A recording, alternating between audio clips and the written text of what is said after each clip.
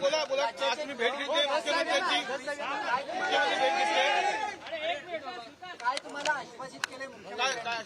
मुख्यमंत्री साहेबांना जे पहिल्या दिवशी अधिवेशनामध्ये सांगितलं होतं तेच आश्वासन आम्हाला दिलंय.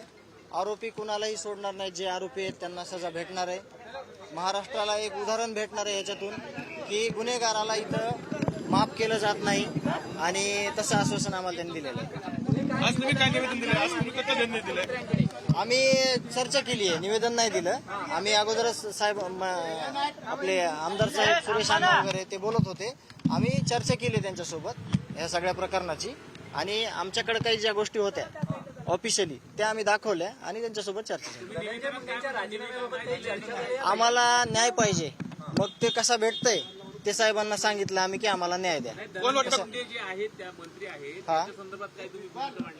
आम्ही भूमिका फक्त न्यायाची मांडली. आम्हाला न्याय पाहिजे. ते बघतील. ते मग त्यांना ते निर्णय घेतील. ते मुख्यमंत्री आहेत, ते निर्णय घेतील. मला फक्त न्याय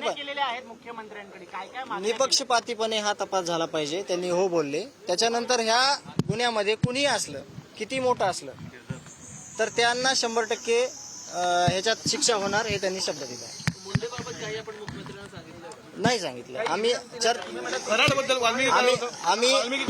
आम्ही जे FIR आहेत FIR प्रमाणे आम्ही बोललो साहेबांना आणि FIR प्रमाणे बोलणं झाल्यानंतर आम्ही जी घटना घडली त्या कालावधीमध्ये सगळ्यांचे CDR काढा आणि त्याप्रमाणे सगळा तपास करा.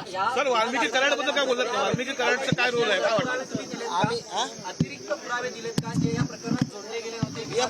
FIR बद्दल माझं बोलणं झालंय. वाल्मिकी कराडबद्दल तुम्ही काय बोलत? आम्ही जे FIR आहेत सगळे 28 मे पासूनचे ते सगळे त्यांना दिले.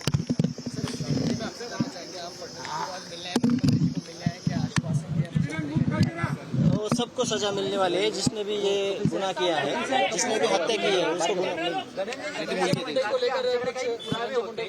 पुरावे आम्ही दिले. याचा अर्थ असा होता का गुन्हा दाखल काही पुरावे हे बाजूला ठेवण्यात आले जाणून असा काही प्रकार होता त्यामुळे तुम्हाला आज मुख्यमंत्र्यांकडे पुरावे द्यावे लागले? पुरावे म्हणजे जे FIR आहेत पहिल्यापासूनचे एक 4-5 महिन्यातले ते कसे जुळतात एकमेकाला त्याचे मी साहेबांसोबत चर्चा केली. म्हणजे वाल्मिकी कराडचाही जो FIR आहे तो पण सगळे दिले. चौकशी सुरू आहे.